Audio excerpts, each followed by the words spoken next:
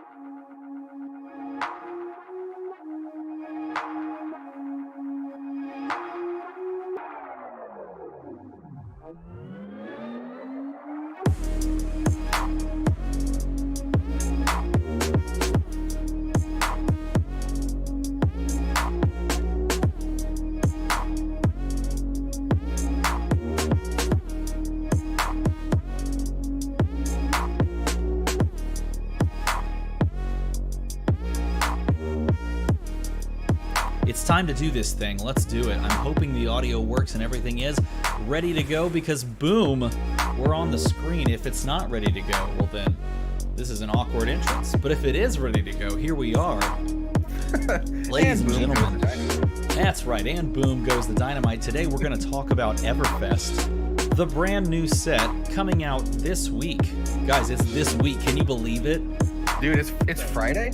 Oh my god, coming out this week. It's backwards on my screen. I need to flip myself.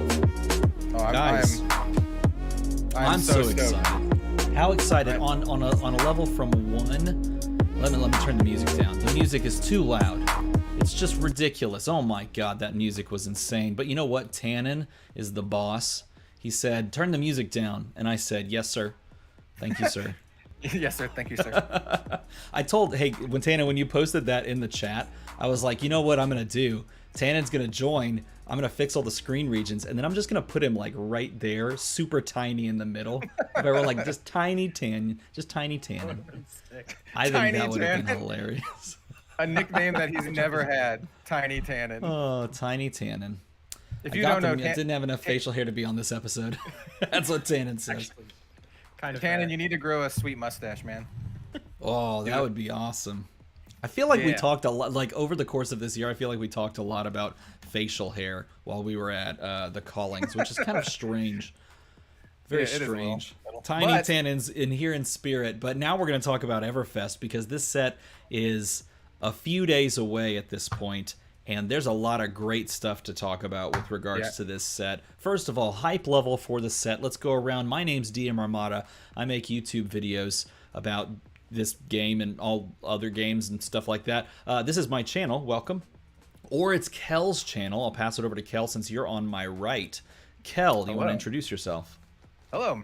Or rather, I should say, how's it going, everyone? My name is Kel.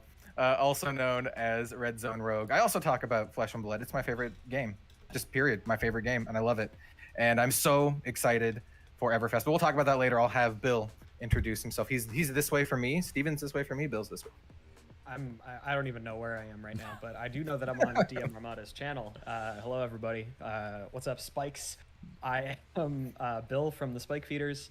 I'm part of a content channel where we do currently Blitz content. We're planning on doing classic constructed content as well. And I'm a level 1 judge, and I like playing in our local meta. All of our events have been shut down for a while, so I've literally had only time to be hyped about Everfest. I just sit here every day, and I just have this energy that needs to go somewhere. And right now, it's this roundtable, so I'm very excited to be here. I will say, for folks out there who haven't watched the Spike Feeders Fab channel, the gameplay and editing is really good. Like, you should seriously check it out.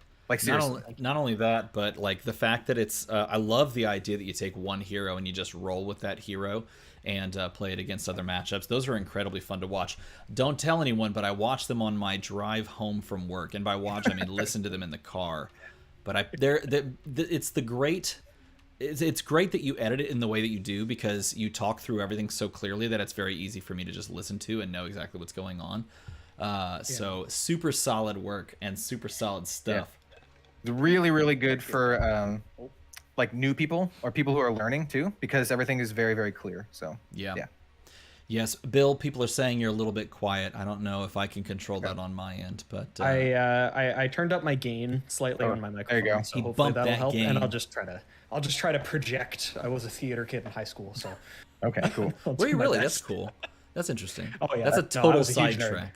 I was also in theater in high school. I was in band. Yeah. I was in band, and I did the also theater. I played in the pit orchestra for the musicals. What did you play, Bill? I played the bassoon. Oh my God! I would have not said that. I would have said saxophone. I would have said saxophone. My partner plays saxophone. Yeah. Bassoon. That's a solid instrument, man. You have to have like long fingers for the bassoon. It was weird. It's a weird instrument. You need like a hand bridge. It looks like an apostrophe. Yeah. Just so that you can actually like have your fingers lots in the of right thumbs. places. But Lots of thumbs. Lots of thumbs. That was my least favorite part about learning how to play the bassoon, was lots of thumbs.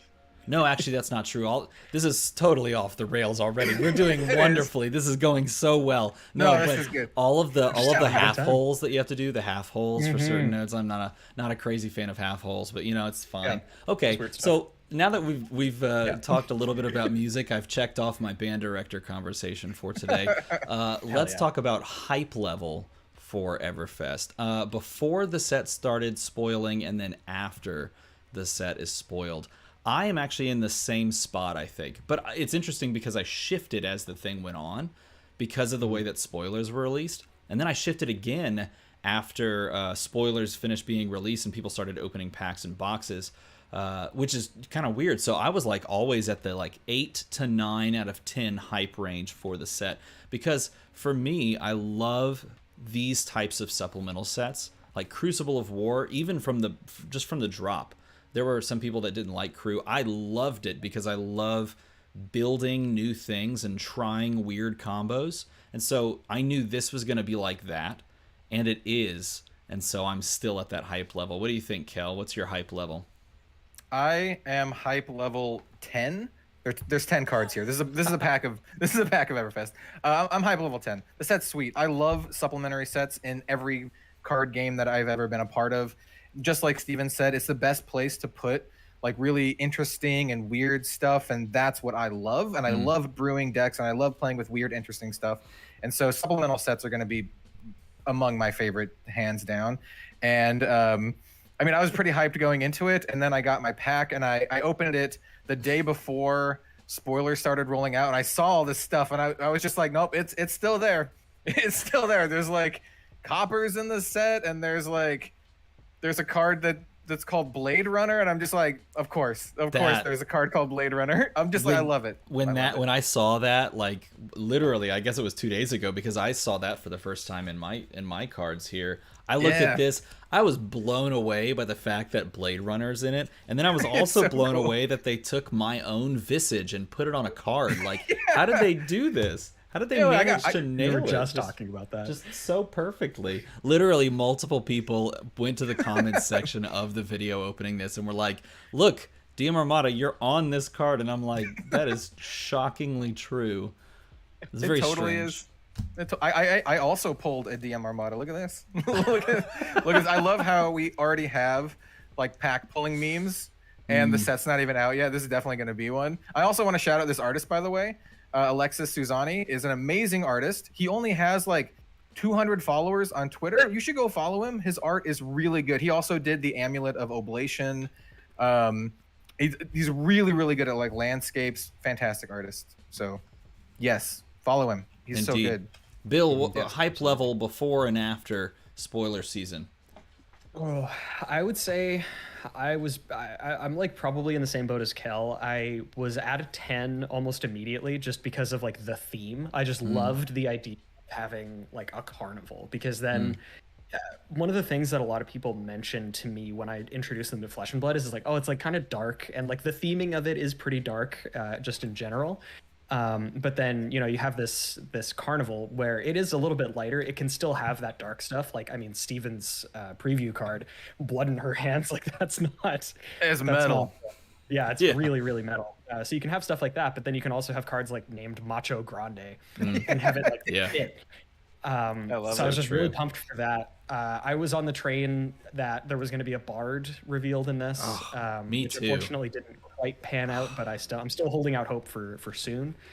But yeah, and then just the fact that they mentioned that every single hero was getting support, like it can shore up some amount of weaknesses that some heroes, you know, especially like Katsu hasn't gotten official support since Welcome to Wraith / Crew, but mostly Welcome to Wraith. So I loved the opportunity for that.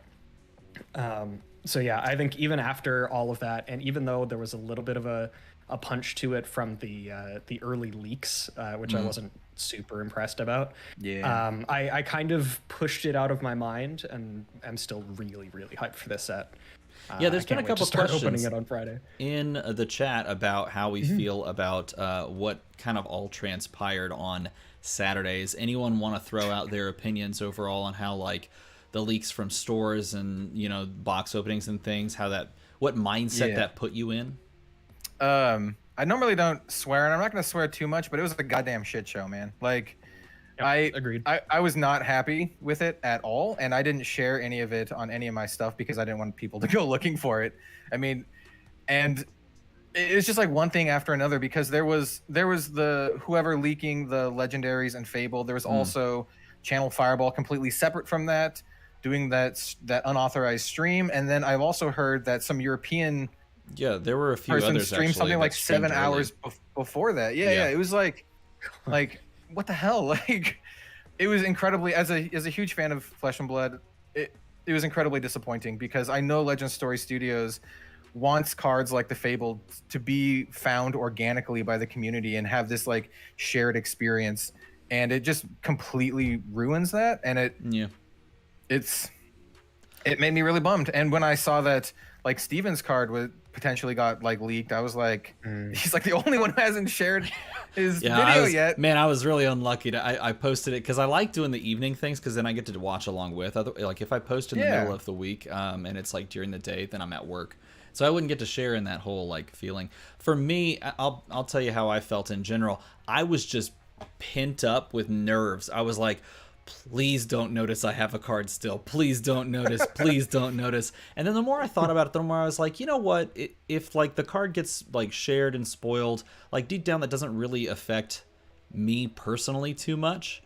Because I mean, and even if there is a spoiler that I'm gonna make, and you know, the video doesn't go out like was what had happened, no one technically knows what card I'm going to spoil. And I kind of hoped that like I had done enough of the editing up front to like kind of fool people into thinking I was doing a carnival card with the opening of the spoiler video, that hopefully it would still be a little bit of like a turn when it switched to the Kasai stuff. So after I kind of thought about it a little bit, I was like, you know what, it's you know, if my card is out there floating around, then so be it. It is what it is. I still am gonna have a good time like watching people open, and so it didn't. I don't know. For me personally, it didn't hit as hard. But what you said, I felt exactly the entire day. I love it when like legendaries and fables get discovered by the community, and I hate that didn't happen with those cards. And technically, I guess the shield was spoiled by Rad Brad, which really stinks, because like that was his spoiler that. Like the next hour. I was really bummed for him for that. But I do I don't know, I do think that like the spoiler of the Fabled and then the other legendaries was like a real bummer, because I love watching someone, like we talked about this before we went on, that moment when everyone was at the Calling Las Vegas and the guy opens Corsham and then shouts. That was incredible. And that's the kind of thing that we saw with like people discovering Shiana within the first couple of hours of Crew being out. That same feeling of like, what? There's a shapeshifter? Like that kind of thing. I was kind of hoping we got that experience for. So What about you, Bill? So, I was pretty bummed. I was trying to keep on top of it as much as possible, just because I know in our Discord, even for Magic stuff, we don't really like people posting leaks. Just because, you know, especially for spoiler season, it just kind of, it's just a bummer for content creators that have their stuff all lined up. Like the general consensus among the rest of the spike feeders was like, we put so much work into our reveal video. If it got spoiled early, I would have just felt like I would have tried to keep it, like, take it in stride as much as I could, but I would still feel so bad just inside. By the way, your video was incredible. I loved the like little retro video game aesthetic. Dude, it felt like Monkey Island or something, like a 90s adventure game. Okay, that's crazy. That's actually the aesthetic I was going for. Oh, in my was head, so I was like, good. hey, Monkey Island. It was so good. That's exactly what I got out of it. I'm like, this is Monkey Island. Yeah, thank you. That's exactly what I was going for. But yeah, so yeah, again, we put so much work into that. Regardless of even how much work we really put into it, though, I still would have felt bad, because it's like, this is something that LSS gave to us that, you know, it gives us an opportunity to at least do something cool or get a little bit of extra, like, foot traffic, whatever. And then just having some dude, especially with how, like, bored the guy was on the CFB box breaks stream. Yeah, I heard. Like, I don't know, that also sealed it for me. It's like, especially if, you know, if he looked at my card and was like, oh, neat, and then just put it aside, I've been like, ow, like, come on, man. Like, it's weird. We make weird connections, right? We make weird connections to cards and things that we spoil. It's a strange thing to spoil a card, because you're like, well, I would have probably looked at that card and gone, oh, that's cool. But then because we spend so many hours like editing a video, it's like, oh, that's a cool card. Like, you know what I mean? It's like a weird thing. Also, special. Just about leaks in general, why are the pictures always taken with like the crappiest phones of all time? They're always like potato, super pixelated. You know, to quote a famous Blizzard thing, "Don't you have phones?" Like, yeah, I don't know. Hey, I will say this. So yes, Channel Fireball with regards to cracking the boxes early, like, just crazy that would happen.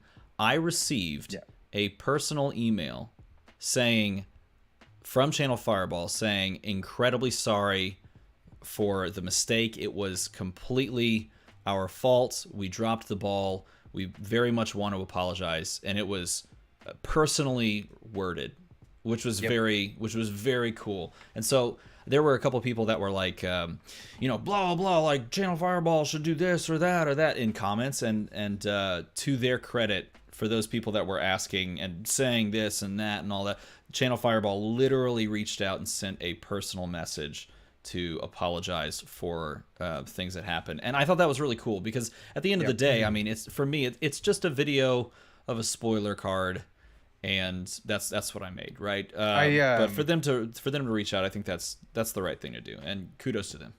I also got an email. I think they sent an email, from what I'm hearing, to everyone who had a pack opening. As well. So yeah, I got an email too, and they said that they want to send me something to make it right. I don't know what they're gonna send, but you know, this is something they didn't have to do, and I'll do a whole video on it, but yeah.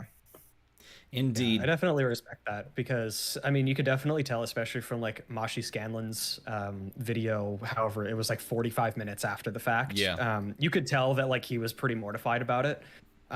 It was definitely not intentional.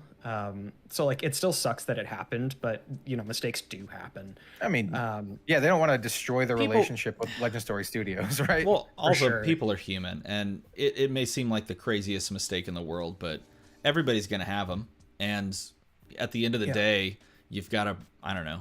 I feel very comfortable saying it's not a big deal, and just moving on after the fact. I know some people may not feel that way, but maybe that's just my personality overruling something else in me. I mean, like, I've had stuff like this happen, not to this extent, but like, I've had people say like, oh yeah, it's this Friday, or oh yeah, it's Friday, and I'm like, oh, Friday, okay, cool, and then I show up the coming Friday, and they're like, no, it's next Friday, not this Friday.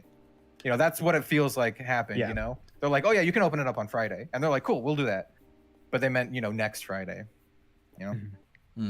Okay, so I want to touch on this question that was just put in the comments because I think this question's incredible. First of all, Cody Davis coming in with $5 just to ask this question. I don't know if you're doing it just to ask the question, but if you are, you could have just asked the question. I would have answered it because it's fantastic anyway. But this just makes you even cooler in my book. The question is this: with the Blitz support, would you like to see big tournaments require players to bring a CC hero, and assuming like a CC deck, and a different hero for Swiss Blitz rounds? I think that would be incredible. I think it's, if you think about like the way that Legend Story Studios structures large-scale tournaments already, there's a portion that you have to play draft in. The argument being that you should be a well-rounded player to, win these high-level events. The question becomes, can you extrapolate that same thing out to Blitz? And the argument that I see against this, or I have seen against this back before the callings happened, was like Blitz is a much more formulaic and uninteractive format because there is no like ability to sideboard against your opponent, and sometimes you just go up against something that just hard counters you and you lose. But I still I love Blitz. I would love to see something worked out like that. What about you guys? I think it's very interesting. It reminds me a lot of, and I don't know if this person is asking this question from this perspective, but there's a Star Wars card game that doesn't exist anymore. But you would go to events and you would bring a light side deck and you'd bring a dark side deck because you don't know if you'd be playing light side or dark side. That's kind of what it reminds me of. And, I mean, that sounds pretty cool. I agree. Yeah. What about you, Bill? I think that is definitely an interesting consideration, but I do think, as much as I love Blitz, it's my main format. I think I've played like half a dozen games of CC maybe total, and then the rest of it is Blitz. I do agree that Blitz is it's like very feast or famine, very like sometimes one-sided. Games can be decided pretty quickly. And you don't have as much of a buffer for, the thing that me and my friends always say is in CC, it's like, oh, somebody has a really good first turn, they attack you for like 15, and you're like, okay, cool, like take it, and then you can have like a pretty decent crackback. But in Blitz, if you do that, you just like die to Runeblade and to stuff that can go over the top. So I would I would like to see that, especially like as you said, Steven, the fact that they like players to be a little bit more well-rounded instead of just like practicing for CC. They can also have limited or whatever. I would like to see it. I think for that to happen and like for me to be comfortable with it, I would like maybe some change to how Blitz games are done. Like maybe switch it to like a best of 3. But I don't even know if that really changes anything, especially for matchups that are just completely unwinnable. I think you need a sideboard. I think you have to have some sort of some way to pivot against specific matchups. More than your equipment. Yeah, I think that's not even an unreasonable ask to have a sideboard in Blitz. I agree. Like even if it's like half as much as you would get in CC, just being able to swap out like defense reactions against Wizard, I think that like is good enough. And this has nothing to do with Everfest, but I could totally see a Hearthstone-esque tournament structure where you bring 3 Blitz decks, you vote it down, and then you pivot. Yes. I could totally see something like that being a thing, because then you play, you end up playing like a best of 2 or best of 3, and you have some pivot choices there because you can kind of build a lineup that allows you to pivot around. So I can totally see that. It's totally not related to Everfest at all, and we do have points that we are going to talk about, but this is also a cool conversation, and that's what we're here to do, just hang out. See, I like that as a solution more than the sideboard thing, because it still makes Blitz unique as a format, right? And not just like tiny CC. So I really like that. It makes it way more unique and fun. Yeah. So, No, and I agree with that too. Maybe like, we'll again, do that in the Discord. That's a good idea. I need to start writing all of these ideas down. We're running Discord like Blitz events and like commoner events and some other stuff. I think we're doing like have you guys heard of Flesh and Blood Arena, that format where it's a 2 hero format and you build a 60 card deck, a singleton, mixed with 2 of like the classes, 2 different classes. We're gonna try that on Thursday. It's gonna be interesting. So maybe we'll do a Hearthstone style 3 deck lineup thing where it's like a best of 3. Okay, I'm going to shift us back to Everfest because I do want to talk about a lot of these points because some of these questions, to me, I'm really curious as your answers. What's your favorite card spoiled so far? Oh crap! You have to answer. My favorite card spoiled so far is the one with me on. No, it's not. It's not the one. Yeah, no. My favorite card spoiled so far. I think it could very well be 100 Wins. Really? I love 100 Wins. I think that is such a cool card. Is 100 Wins the one that you like gets powered up the more you play it? Yeah, the more you play 100 Wins, and it's already got built-in, baked-in go again. So even if it doesn't hit, you can just go again, play another one. That might be my favorite. But then again, I think it, and this is going to be hard because I'm curious if you guys just say your spoiler cards too. Blood on Our Hands fits me so perfectly because I want to play Kasai. I'm really trying not to pick my spoiler card. I'm looking through the gallery and I'm like, there you go. I gotta find something that's not. Oh, okay, I do have picks that are not my spoiler card. I got to the illusionist section and I was like, oh yes, these cards are awesome. So there's a couple illusionist cards that I freaking love.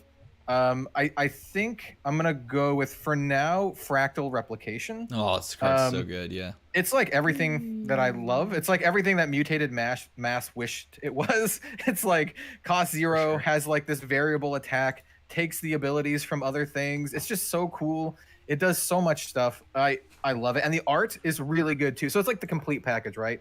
Art's really good, really cool effect, really fun and unique effect, new design space. I love it. It's way better than Dreadbore, right? Way better than Dreadbore. It's different. Yeah, not even in the same level. It's different. Dreadbore, especially combined, I will mention Dreadbore, especially combined with the Release the Tension and Remorseless. Yeah, I haven't actually looked at Release the Tension. Yeah, I saw it. What does that card do? It's makes not it in so the gallery yet. It's a pump that also makes it so that defense reactions can't be played from Arsenal. So combined with Dreadbore, it just means that no defense reactions can be played at all. And so it's just a way, it's a whole archetype, right? You're going tall and you're making it so your on-hit effects hit no matter what. That's basically what the archetype is going to be. So yeah, I think it's cool. But for me, I really like the Fractal Replication. It's so sweet. Yeah, that card is cool. What about you, Bill? I'm like frantically trying to, because the spoiler thing doesn't have all the cards yet, so I'm like, I'm forgetting some of them. But and I'm looking on my phone, so I'm just scrolling down individually. And I will mention so many unknowns. Yeah, and I will mention a little like behind the scenes stuff while Bill searches. In the thick of things, like for coverage or whatever, if you have to look on your phone to find a card, this just takes it takes a million years. It's like, really tough. I don't remember exactly what the card says, but it's like super blurry on the tiny screen. Like, what's up, Deck Edge? How's it going, man? Deck Edge, how's it going, Jason? Super good. Jason's amazing. You should check out Deck Edge. Super good. If you're looking for like boxes, product things. Really like good that. Pricing. Amazing. Bill, you got it. It's okay to say your spoiler card. It's okay. It's okay. I mean, well, yeah, obviously I like our spoiler card. I think that Ready to Roll like changes how KO like is in general. Like it makes him so much more consistent. I think out of a lot of the cards, except for maybe some of the ninja ones, I think Ready to Roll might be like the most impactful that I've seen. Like I don't know, that might be some amount of bias, but yeah, I really like it from that standpoint. I really like Microprocessor because I just want to play Data Doll and UPF more. So cool. The crew specializations, they're all like kind of insane. Yes, like they're all just incredible. Like really powerful. Yeah. Which I think is beautiful, which is really, really good. The Benji one's insane. Yeah, it's gross. The Benji one basically reads, "You have to block me." That's what the card reads. Yeah. You have to block me. Yeah. It's the Benji one is so gross. And then I think like my official vote for my favorite card from Everfest right now is Mask of the Pouncing Lynx. Yo, let's go. Like like I'm actually so jealous that you pulled it. So sweet. It's so sweet, man. Like it's so cool. The art is incredible. Sam Yang, shout out. The effect is so interesting, and it actually competes for the slot of Mask of Momentum. Like it's just so good in my eyes. I love Mask of the Pouncing Lynx, and I can't wait to get a cold foil one. I would say imagine in cold foil. Yeah. They opened it on spoiler. Oh, I shouldn't say it. One of the channels that opened a box opened it. I won't say who, but go watch it. Go watch the videos. I know who it box. is then, because there's only one that I haven't watched yet. Yeah. Okay. This question was asked in chat, and it's actually one of the points we were going to cover, because it's from one of my mods on my Discord. The man himself, Hunt Secret 27, coming in with the $4.99. Also, amazing dude, and throwing that out there, I guess, just to get his comments seen. But I saw it while I was scrolling, and I had it pinned. How are you feeling about the amount of items and merchant equipment in this set, both in terms of opening bulk / meta usefulness? What do you guys think about all the items that are in this set? I think it's fun. I think it's also interesting that they could be setting up the possibility of something like an alchemist in the future, where like they just slip this in and then all of a sudden you have a bunch of firepower to use. I feel like there's some sort of extenuating circumstance or something that they're building towards with it. But even if they're not, the side of the Everfest box apparently says like trinkets and, you know, like doodads galore and all this stuff. And bubbles. And, you know, buy all your things. And so it makes sense, like you're going around and picking up people's wares from different shops and things like that. So I like it from a thematic sense. And, well, I didn't open a potion. Did you guys open a potion? No. I opened Tannen's card, High Striker, and then the Smashing Good Time. Oh, it's a Pleasant Kenobi spoiler card. It was, yeah. It was a smashing good time when I opened it. So, I like the little critter. We didn't get a pack. I like the little. No, and I'm angry for it now. So it was weird. It was like we both didn't get a potion, and I'm okay with that because I feel like I'll open enough of the set to like collect all the potions. But I kind of want to get the potions because I kind of want to force potions. There's some sweet potions too. There's so many. Like, I agree with Steven about the potions. Also, they seem pretty hard to pull any specific one. If you've watched any of the box openings yet, there was like no duplications, and they definitely didn't pull all of them. So like to get all the potions, to get a playset of them, it's gonna require like a lot of boxes, or just buy singles. You know, they're probably gonna be not super expensive as singles, but I think it's cool. I think it's a really interesting design space. There haven't been a lot of, you know, this kind of stuff prior. I mean, we've had, you know, your talisman of dowsing and, you know, your energy potions and whatnot. But I think it's a lot of cool design space. And I think Steven is 100% right that they could definitely be setting up for something big in the future. Like, who knows? Maybe we go to the pits next and there's like an alchemist or something. I don't know. Like, I think the potential's there. Yeah. Yeah, that's the one thing that I think a lot of people might be missing, especially because I see a lot of naysayers just, you know, on Discord, Reddit, elsewhere, that are like, oh, well, like this set sucks. It has so many potions that are so medium and blah, blah, blah. It's like, I don't know. It's opening up design space. Like that's, to me, I think that's like the perfect thing that a supplemental set could do. Because imagine if this was in like a main set.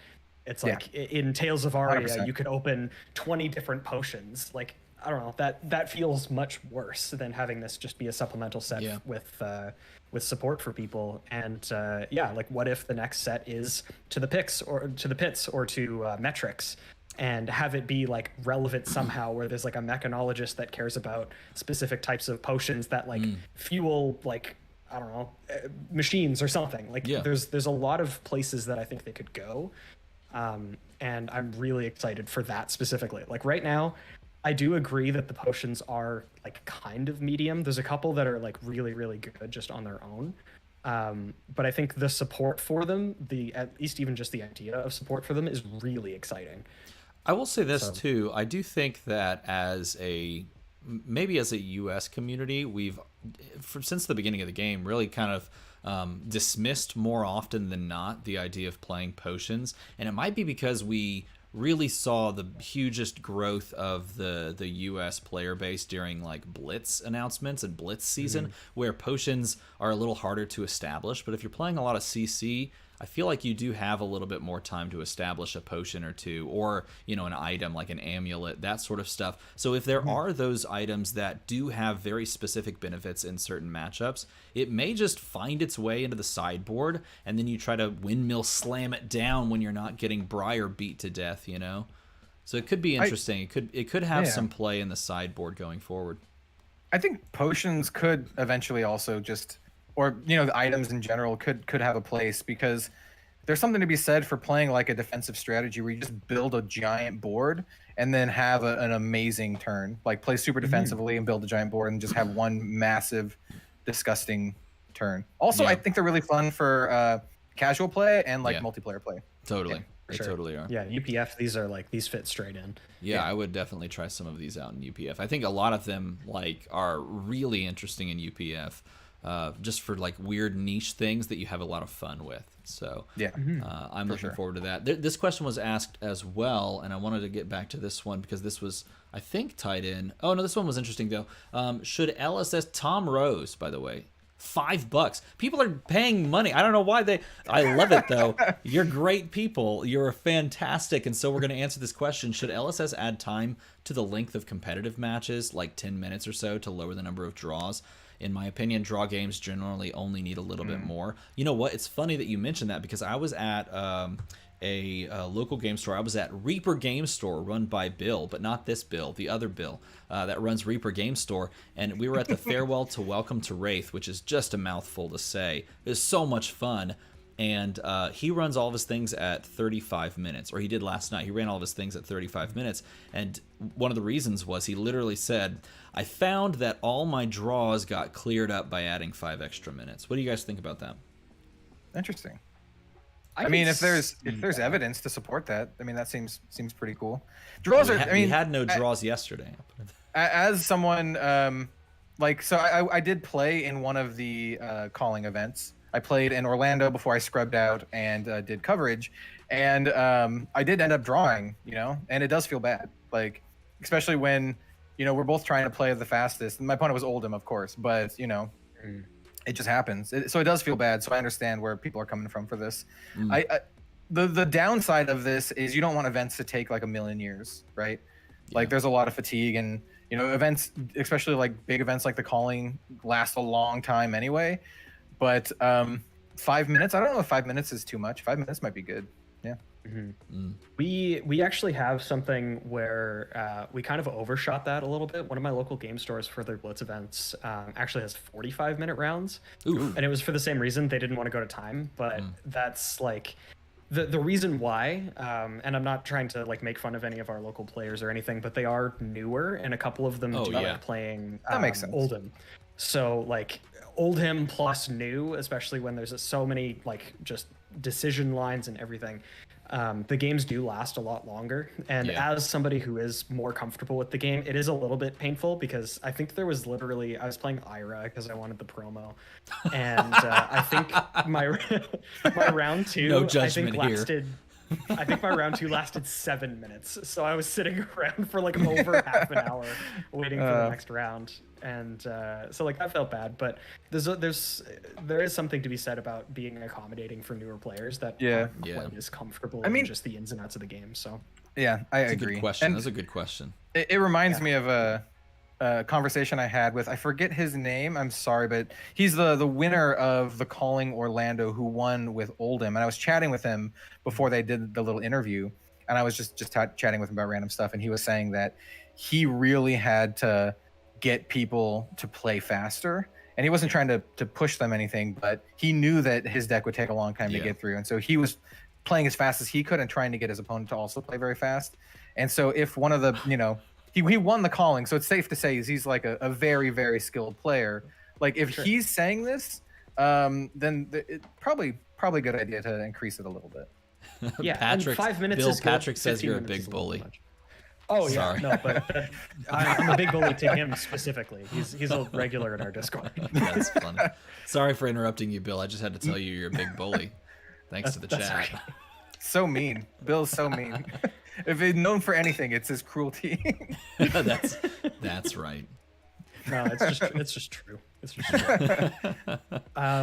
So we have another paying customer. Outlaw Paul wants us to answer his question too, which is awesome. Thank you, Outlaw Paul. You know Paul. He says, "What's the take on the all the new ways to make I didn't even say the question right. Scratch all of that. What's the take on all the new way to make Seismic smurged smokins? What do you guys think about? Sorry, this is not water. It's pure alcohol. No, Seismic surge Everclear. Just sipping Everclear out of a straw. No, my water failed me that time. I'm starting to feel the throat strain. What do you guys think on all the new ways to make Seismic Surge tokens, also known as Seismic Surge tokens? Of course, as you know. I am actually really excited for them. I think more than the average player. I actually put together an old Bravo Star of the Show deck that leveraged just as much possible like incidental card draw with the new chess piece to be able to like the only attacks that I played are like the 6+ attacks, and then everything else was like, you know, blue electrify, blue soul tomorrow, like all these things that like you know, just draw cards. Yeah. And I haven't gotten to try it yet. It's probably not great, but it's like really cool, and that's what I care about. So I'm really pumped for it. I think that Seismic Surges are just really strong. It allows you to play Pulverize and Pummel at the same time, and that scares me. Yeah. So yeah. I think here's what I think. I think this is really smart game design. And I think it's smart game design because they're power creeping their expensive cards with Majestics. So to a certain degree, you could argue that this card is perhaps as good as Tectonic Plating from Welcome to Wraith, which is now out of print. We've been given a Majestic equipment, not a legendary piece of equipment, but a Majestic equipment that if you build around it, may be just as good, if not better, than Tectonic Plating. So a new player doesn't necessarily have to go and chase down the old card. And just like you're doing, it's the exact same scenario with Mask of the Pouncing Lynx. We have a card here at Majestic in this set that can rival and perhaps be preferred over Mask of Momentum if you don't want to pay for a Mask of Momentum, or if you just happen to open a Mask of the Pouncing Lynx. The power level is there, and now if you have both, you have the option to switch. And if you don't have both, and you have the one that's newer, well, you don't have to necessarily go out and chase that because you just build the deck slightly differently. I think that's incredibly smart, which is why I liked this question. So good on you for this question, Outlaw Paul. Nice question. I agree 100%. I think it's really cool design space. Instead of like directly power creeping, you have like side grades. I think it's cool. Yeah. I think that that's the way to go for this sort of stuff. Like that was one of the weirdest things when I first started getting into the game, and I was opening Welcome to Wraith, and I opened all these tokens, and it's like, okay, Quicken tokens you get from Flock of the Featherwalkers and like these other ones, and then you see Seismic Surges, and there you go. See, pass it around, and you're looking at them, and you're like, okay, well, like what makes these? How do I get these? And it's like, oh, you can only get them from the legendary equipment for Guardian. And that felt just strange, that the set would include a token for something that you assume would be common, and it's like locked behind the legendary. So that's really well put. I hadn't thought about it that way. Yeah, it's just like, it was strange. So I do like the fact that they're adding more accessible ways to get these things, and as you said, like they're adding side grades that are equally, like maybe not completely equally good, but like they're both very good, and you can build to make either one the better one. So yeah, I really like what they're doing, and I hope they continue to do it. Yeah, I agree. Hey, this question was just brought up by another mod on my Discord, Breezy. He says, curious about y'all's take on the Carnival slot. I have that down for us to talk about as well. What are your thoughts overall on Carnival slot and how it played out with the idea that it's, I'm pretty sure we can all agree now that it's just as simple as it's one of the rares or better that's going to be Carnival themed or potion-y or something to that effect. And it can still be cold foil, right? And it can still be a rainbow foil, I think. It can still be a rainbow foil. It'll fall in the rainbow foil slot, because I've seen some people pull the rainbow, the rainbow high striker. Yeah, I think the rainbow foil slot can have carnival slot cards. Yeah. But if the carnival slot has a cold foil, then it's in the carnival slot. Is what I've seen from some of the box openings, if I remember correctly.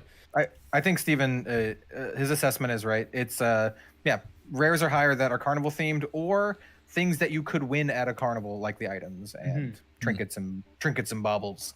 Sure. What do you guys think about that? There's gonna be a crap load of cold foils, man. If every single potion and amulet has a cold foil, that's a ton of cold foils. I think the number is 30 cold foils in this set. Yeah, that's a lot of cold foils. I think it's cool. I've seen, I think, who opened 2? Fluke? Did Fluke open 2? Someone opened up 2 cold foils in their box. I think almost every box has had 2 cold foils. Which is fun. I think that's really fun. Like getting 2 cold foils in a box is really fun. I mean, people really like cold foils. I don't know. I like it. It's less flashy than a lot of people guessed, but a lot of people kind of you were shooting for the moon for the carnival slot. I think they were like, "Oh, it's gonna be." It's like reprints of every legendary. And it's like, no, it's not that. That was gonna be way too aggressive if that was the case. I agree with that. I didn't think they'd go that heavy. I did think that we would see like a CNC reprint, but maybe we see that in some other way, shape, or form. Maybe it's something to do with the Q2 announcement. I think that's going to be like something else, though. I would personally like to see stuff like CNC and Enlightened Strike reprinted as Majestics with the current Majestic pull rates in like a main set. A set that's going to be opened a ton and drafted a ton, and that's going to be like the best way to get the most, out to people. I think that's what I would like to see. That's those smart. cards. Put it in a draftable set so that people can draft it. Yeah.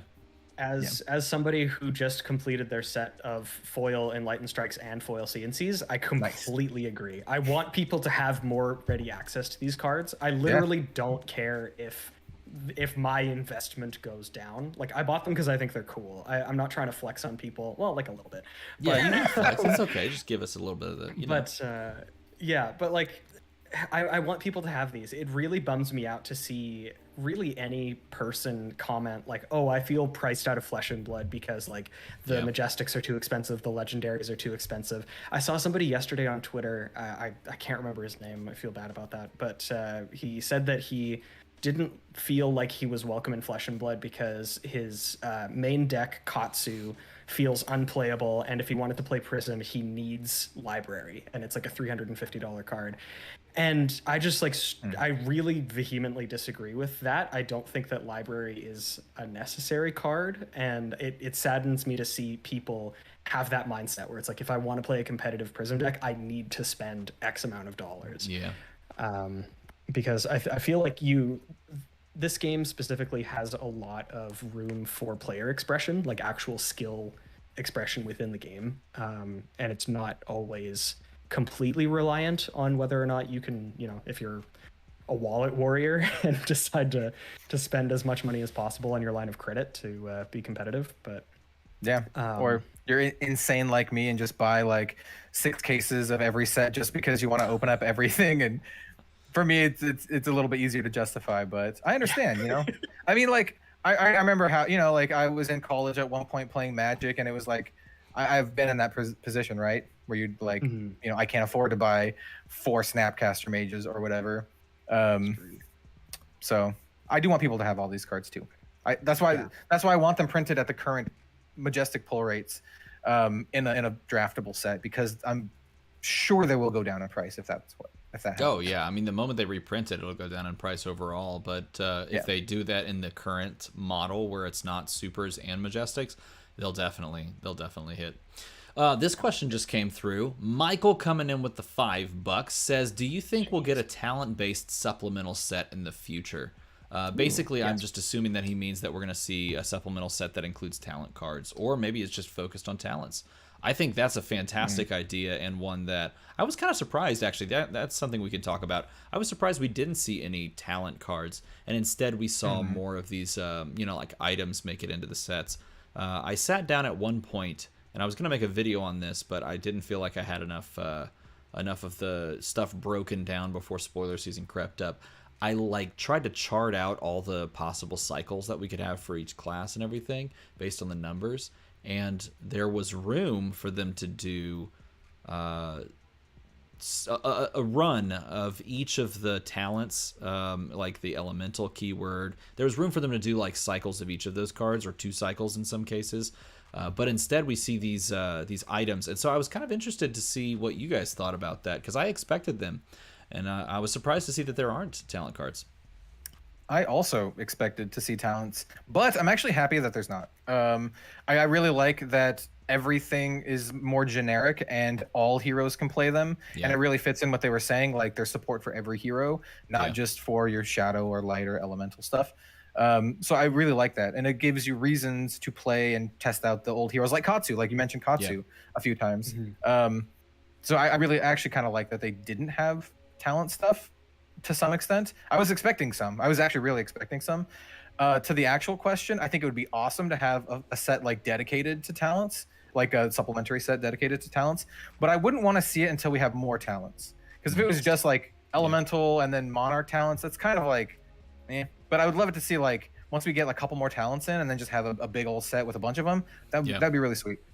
Yeah, I fully agree because yeah, if it was just like, you know, especially with the way that supplementary sets have been like historically with Crew and now Everfest, each of the heroes get like a pretty tight set of cards where it's like each of them have been getting, you know, 4-ish majestics and then like 3 rares and 3 commons or something like that. I don't know the actual numbers, but they get like a small amount of things. If it was, you know, just 4 talents and it was only 5 different talents, even though there are different like classes within those, I feel like it would feel like there's a lot more like air in the set. There's just a more space.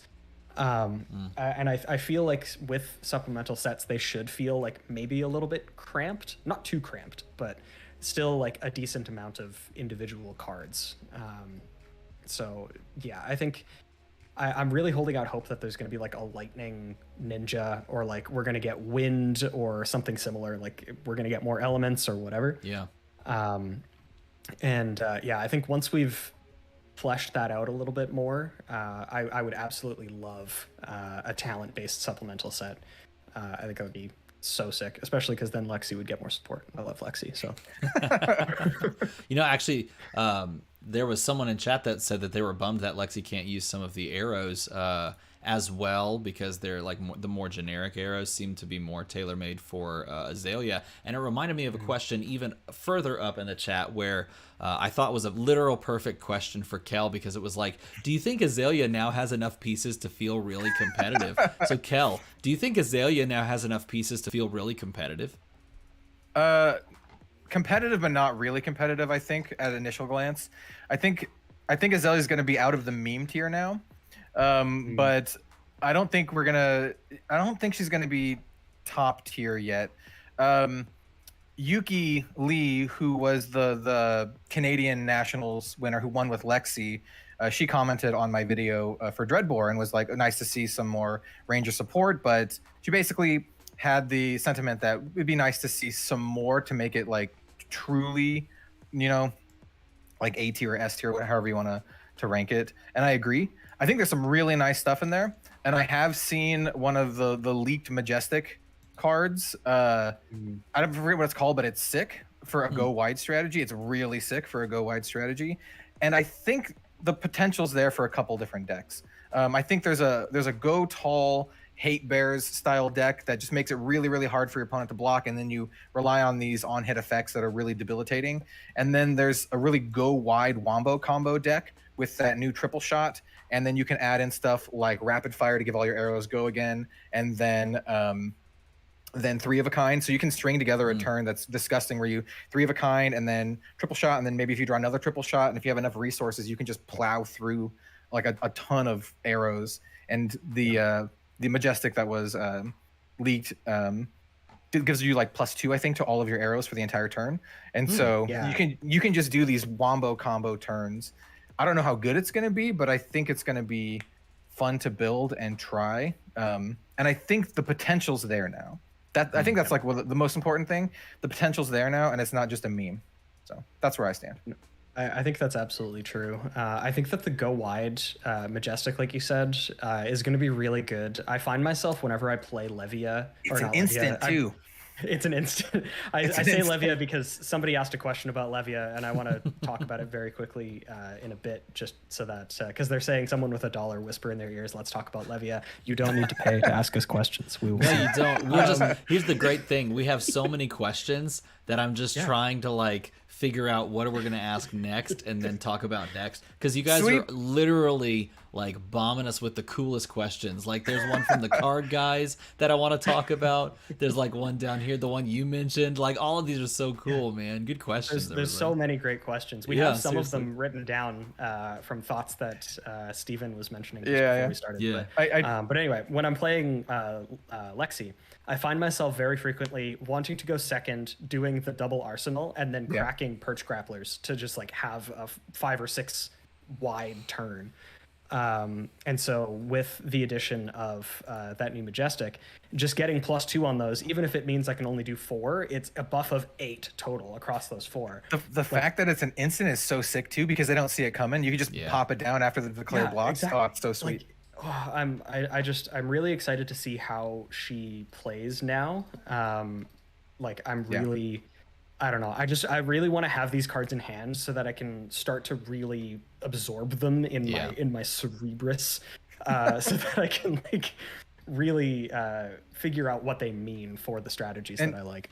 I think some of the on-hit effects are like absolutely debilitating for some classes. For sure. So like Remorseless hitting any go wide is like disgusting, or even like Red in the Ledger hitting some classes, Sleep Dart hitting Leviah or whatever. Like there's some nice things out there. So yeah.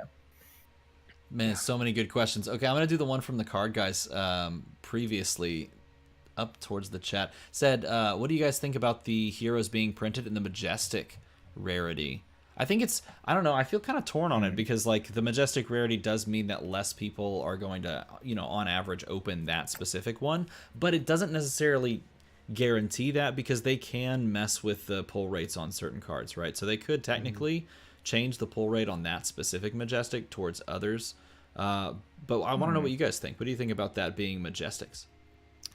The pull rates are hard to say, because I've watched a couple of the official box openings, and those are the ones I will talk about. So like one person, Unseal's Chris Sires opened 2 of them in his box, and then Fluke opened 0. So who knows what really the pull rates are? It's going to be hard to say without a sample size. I'm also torn on it. I think it makes it more exciting to pull one, but it might like value people out of the heroes. That's one of the things I really like about Flesh and Blood, by the way, as opposed to other games that I've played, where like heroes are not big money cards outside of Shiana, of course. Shiana doesn't count. Like everyone you can just get a Lexi, right? If you want to play Lexi, you can just get one. It's a token. But like Bravo Star of the Show, I don't know, he might be like $20, so, or more. I don't really know how it's going to shake out. So I think it'll be exciting. It makes it exciting to pull, especially foils. But I understand the getting priced out of it, especially if they're like super competitive. Yeah.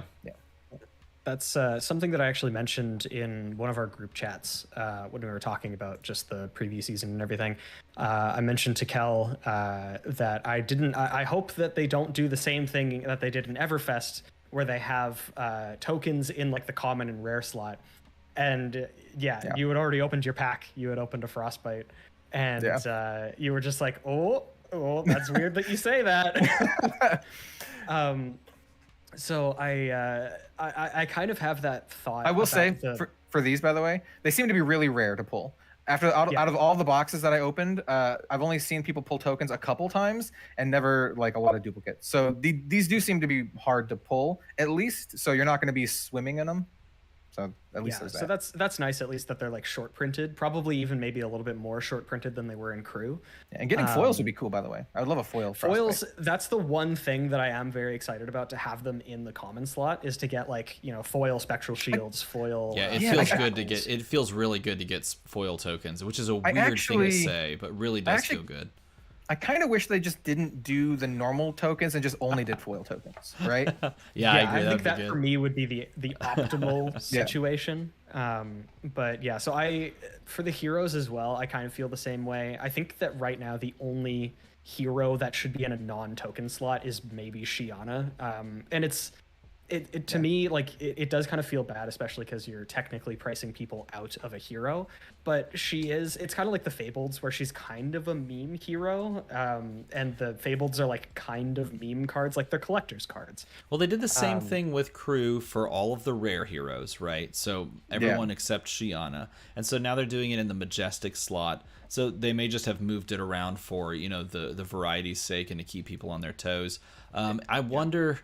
It'll be interesting to see the playability of these, because you look at the heroes that there are. There's Icelander, which I've played, and it was a lot of fun to play. You could definitely build a Blitz deck and play that as your main, but you're not playing it in CC, so you're not worried too much about that. You have who's the other hero? So it's Icelander, Volda Brightaxe. Volda, there you go. Volda, and then there's the one we haven't. We've kind of officially seen it because Ian was allowed. This set though. I don't think that's in the set. I think it is though. I think he is. We saw the promo version. We saw the promo, right? If you look at the spoiler screen, there's still a question mark slot that has 2 blank spaces. I think it's merchant. I think those 2 blank spaces are merchant. I think it's the hero plus the other one, and on the hero page, there's still a blank space for the hero. Oh, they haven't updated it still, right? Okay. Yeah. So if that is still in the set, then it would be the merchant hero as well. So for me, and this comment was made actually by the card guys. The card guys said earlier, they should put these heroes in the token slot, and unless they are, less playable. And perhaps we're seeing that, they are less playable in general, and so they are more of like a chase kind of fun card. But Bravo Star of the show is playable in CC, is playable. Well, technically, I guess can't be played in Blitz because you don't have a young version of him. Yeah. But is playable in CC. So that one I do think is like, whoa, like what? I think the pull rates will be interesting because for crew, even the rare heroes, they were short printed. It was pretty hard to actually pull a bunch of them, right? You'd maybe get like 1 or 2 in a box. And so it'll be interesting to see if it's like how similar that is here with these heroes. Even though they're majestic, I mean, once you open up a bunch of boxes, I guess we'll find out. Yeah, it'll be interesting to see if because I definitely think that it's possible that they just like long printed them and not short printed them. They may end up being more available than we think, even though they're in the majestic slot. But it is a good question, nevertheless. I'm just glad they're doing this in a supplementary set and not like a main set, right? Like, if they do this at all, this is the place to do it. Yeah. Oh, look, he has been updated. He is now there. That's cool. Oh, Genus, what you need? He indeed is there. I do like his name, to be completely honest. It's sweet. I think it's a reference to a dear friend of James's. So I think it's really cool. I think the whole card is just super cool. Indeed. Let's see. Let's scroll back up and grab another question because we got some good ones up here. I guess while I find another question, I'll ask one of the questions I wrote down. Which of the heroes or classes do you think got the biggest boost from what we've seen so far, or which one do you think got the biggest loss? Is that the right way to say it? The least amount of support. Maybe. The least biggest boost. I think. It's for me for the biggest buff. It's probably, to me, I think it's Benji, specifically, like Ninja in general, but I think Benji specifically between all of the other ninjas. I think that Benji got the biggest buff, and then I also think that I honestly haven't been paying attention to the Guardian stuff. Guardian's the meme, right? Guardian's is what everyone's saying. That's like Guardian. It's Guardian Fest, right? I think Guardian Runeblade. Yeah, well, we'll see. I mean, that's yet to be seen. Runeblade's the new Runeblade. I've seen some people really, really stoked about the Illusionist cards. I've seen some, and these are like high-level players, like Tarek Patel, really stoked about the new Illusionist cards. Yeah. And if people like him are really excited for them, that means they probably got a significant boost. Yeah, the real deal. Wizard, I think, got some really spicy and scary stuff. Wizard got some great stuff, and I think there's still some people that are kind of perhaps down on Wizard, but man, some of the cards that I watched some people open in the box opening videos that got passed around, in Rudy's video, and a couple of others pulled it because I think it's just a common, the crazy looking beautiful card like Timekeeper's Whim. Oh, I think yes. it's Timekeeper's Whim. The one that looks like Salvador Dali. Insanely interesting. Yeah, it looks like Salvador Dali. That art. That style is phenomenal. That card is really nice. really interesting because it deals arcane. If it's played on your opponent's turn, it goes to the bottom of your deck, so it like pitch stacks for you. Very interesting. I will say this. This is gonna hurt a lot of Wizard players. Wizard is the one class that I don't want to see number one, because if it does, it's gonna be disgusting. Like absolutely, it's the one class that I could see being truly disgusting, like more than Briar. Like, because you can do like gross stuff with arcane damage, and I don't know. After playing other games, I disagree. I feel it's like the most breakable if they don't do it right. No, well, I think the same thing can be said of Illusionist, and I think the same thing can be said of Runeblade, because they all do similar stuff. In that Wizard scares me the most. They can instant speed on you. They can deal arcane damage on you. Except Wizard is the only one that can do one of those things well, and Illusionist and Runeblade can do both of them well. It's just, I think, design-wise, it just scares me the most. I think it's a slippery slope. Yeah, the thing that bothers me is you can kind of see like a microcosm of what Wizard can do when you look at Kano in Blitz, where he's like a top-tier hero because he can count to 20 really easily. If he gets to go second, he technically gets like 2 turns in a row because of how just Wizard works in general. It's very like it can be very non-interactive too. It's like just hit your cards to prevent the arcane barrier and that's it, like for the opponent. And then I disagree with these. I feel very passionate disagreement towards both of these statements that are being made by you, but I'm keeping myself together, just breathing deep. I respect that. That's why we're here. It's a roundtable. It's an echo chamber. No, I'm totally kidding. But no, I actually disagree with both of those points. But it doesn't actually. I mean, to a certain degree, you're correct in some ways, and I do think it's a little bit more intricate than that. And I do think this too. This set has given Wizard more counterplay. Where if we're looking at Wizard and CC, Wizard can only do one thing. Period. Until this set.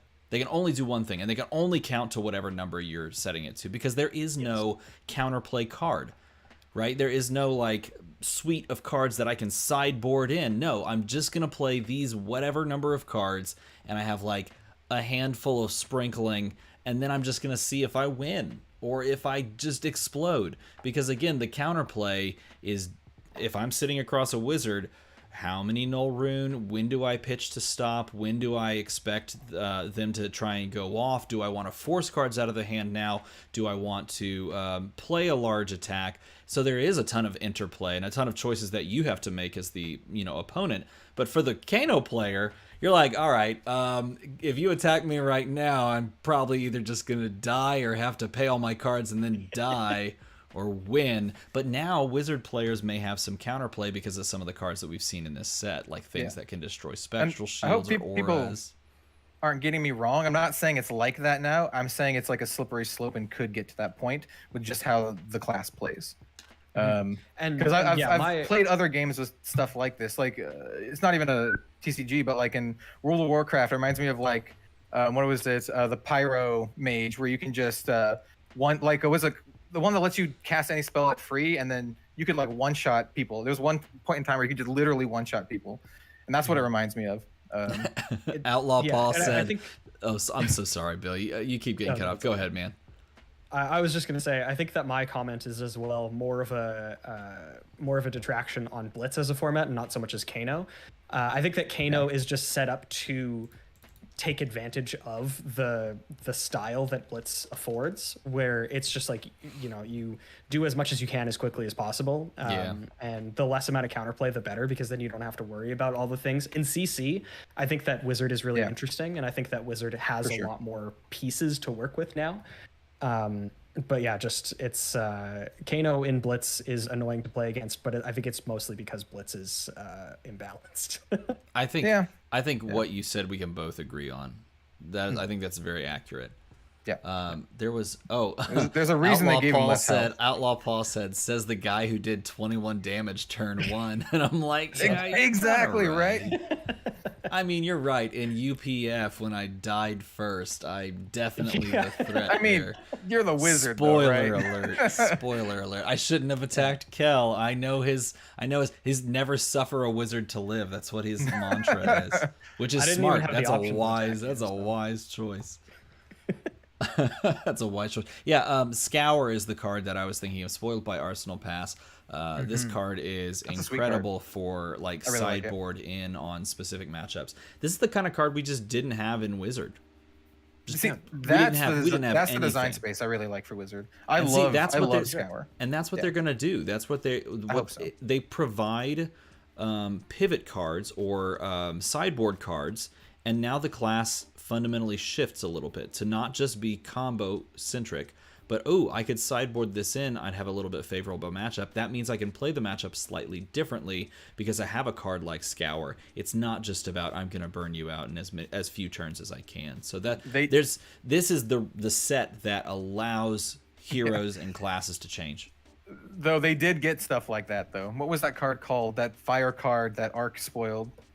With the Aether Wildfire. That card's gross as well. Card's nasty. So they did get cards that are like explode you on one turn stuff. Yeah, but that's the thing though. With a set like this, they're going to give cards like that to all the classes except Brute. So to bring it back like 10 minutes ago to what we were actually talking about, I think Wizard got a nice little boost from this set, and I think it's not broken or anything, but I think it's going to be scary. So yeah. Okay, the questions come up multiple times. What do you guys think about the cards from Brute in this class and the way that they've sort of leaned heavy into the die roll aspect of Brute that we've seen a little bit before this, but now heavy into So I like it from this perspective. I don't like it so much from Reinar or Levia. If like the classes that I was talking about are the ones that I think got like the biggest bump, I think Brute is one of the ones that got like the least bump, if that makes any sense, right? They got like they got some sweet cards, right? So like the card that Spike Feeders obviously spoiled was really sweet. I forget the name of it. High Roller. Ready to roll. I think there's a lot of like fun cards. Like for me as who loves die rolls and these like random silly mechanics, I think they're fun, but I can totally see like heavy Brute players like being like, what the hell? I can definitely see that. So yeah. A lot of people were feeling a little bit shafted from what I saw in terms of like as I said, Levia and Reinar specifically getting picked over for KO. Like the fact that KO was the one that was getting all of this support. Like there are cards that technically do fit in the other decks, but they're like not nearly as impactful as they are for KO. So there's like the big swing big is what it's called, is kind of cool. Yeah, and Skull Crushers are kind of cool, but yeah. I actually think Swing Big is really cool. That's a fun looking card. Here's the thing. I'm with you. And by the way, I totally unplugged my mic. I don't know if you can hear me like normal, if it sounds weird. Yeah. You sound fine. Yeah. Okay, cool. I think I like the aspect of die rolls being included in Brute, but then again, I'm not a huge Brute player, and so people that are like Brute mains can totally feel justified in going, why did we get die roll mechanics? Because I wanted to take this to, like big tournaments. And you may feel like the variance involved in die roll mechanics may just like hit your chances of being consistent, which I totally get. But at the same time, there's some fun to it that I'm actually looking forward to playing that I didn't necessarily lean towards Brute prior to this. But now I'm like looking at some of these die roll mechanics and I'm like, how many of those can I get into a deck? Yeah. And how often can I just start rolling stuff? That seems like it's going to be really fun personally to me. It legit makes me want to play Brute more. I think Brute is probably one of my least played classes outside of Limited, I guess. I really like Brute. I really like Reinar in Limited. But the die roll stuff looks like a ton of fun. I totally want to build like a Blitz or a UPF like die roll deck. That seems like a ton of fun. Yeah. There's a comment here that's interesting. It says, I think us brutalizers are just more salty that Levia needed a boost and now she's even further behind. I could see that. And then the idea that I feel like Control Dash got the most shafted item hate versus her endgame and only got niche sideboard cards. I could see that as well. Like specific archetypes may feel like they got like pushed down a little bit. Maybe that's something that they wanted to try and address. General large scale game plan for upcoming metas. Maybe they're trying to see if they can preemptively balance based on powerful cards introduced into the game. I do want to give a huge shout to Bolton. I think Bolton got some really sick stuff to play with this set. Yeah, the second swing or whatever, and what was it, Slice and Dice? I think the helm of Sharp Eye too. Yes, yeah. Raiden Bolton really would like that card. Yeah, yeah. There's very interesting things that Bolton can do now with a couple of those cards. That also you can do stuff with axes too, like Slice and Dice. I think is an axe one, or no? Is that the one that's only sword and dagger? I forget which one. Slice and Dice is the sword and dagger. Yeah, which is okay. By the way, sword and dagger is really weird on a warrior card because warriors do not have daggers. Yeah, I know. Design space. Yeah, design. It's opening up the design, which is I'm really fun. excited to see what sort of daggers they include for whatever warrior dagger. Like maybe it'd be a generic dagger. I don't know. Yeah, I'm intrigued. I'm also very intrigued. I'm looking forward to doing some like Axe Kasai and Axe Dorinthia. Axe Kasai makes me a little sad that they didn't word Kasai to say that our next weapon attack costs nothing or like is one cheaper because it only works with swords. And I was like crossing my fingers that we would get more like generic weapons in this set so that I could play like one-handed weapons with Shiana. That's legit what I wanted to do. Me too. I wanted to play one-handed swords with Shiana so that I could make use of my spoiler card, but alas, I can't. I can't. I was really looking forward to potentially getting the axe from Spillblood as like an that axe. would be cool. People like just this huge two-handed axe. Yeah. There was a good number of people when my spoiler video was like still premiering. A lot of people guessed like two-handed axe for the name Dreadbore. Yeah, that'd be a sweet. Yeah, and that'd be a sweet I was just name thinking for that. like, it's not that, but that sounds awesome. Like I would love a sweet two-handed axe. Oh, for sure. Yeah. Are any of you concerned with long games due to Guardian's power level and the current rules making both players lose when going to time?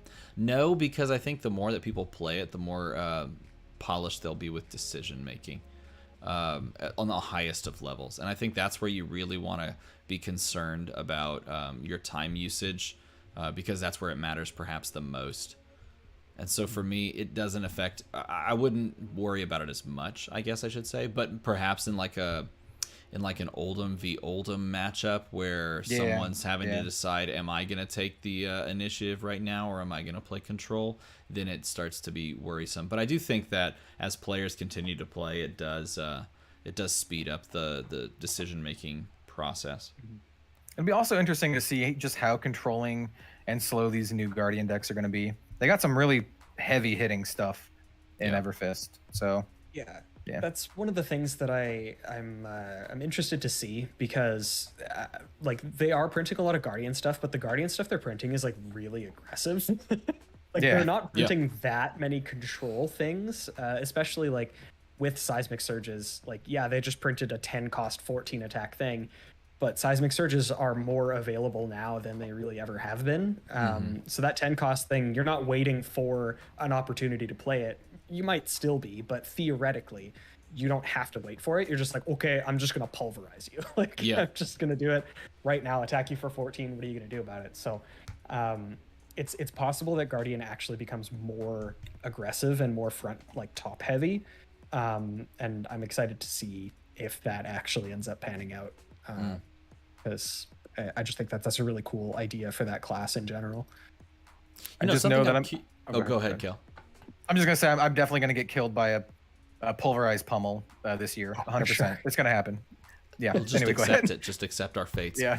I'm curious because we talked a little bit about Merchant earlier. What do you guys think about the new Merchant hero and the inclusion of silver tokens? No gold, but silver tokens. What do you guys think about those? I like the inclusion of silver but no gold. It just keeps dangling the carrots to later sets. I think that's super fun. Will it be an entire another year and supplemental set where we finally get gold, or will we get it in like a full-on set?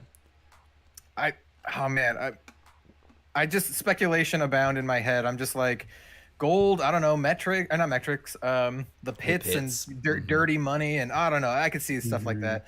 I think it's cool, and I want to play knick-knack bric-a-brac. Basically, I want to play knick-knack bric-a-brac with a bunch of dumb potions and items and crap, and I want to not cash in. I want to use all of my coins and get a bunch of stuff, and then probably cash them in too.